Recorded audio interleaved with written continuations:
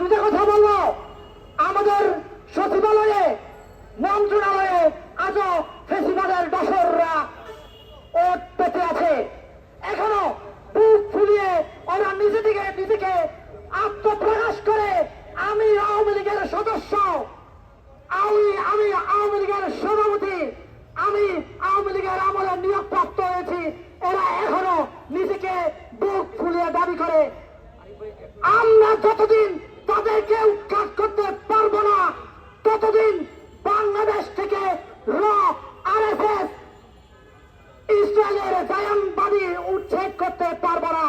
আমাদের রক্তের শিরায় শিরায় ভারতের ঢুকে গেছে।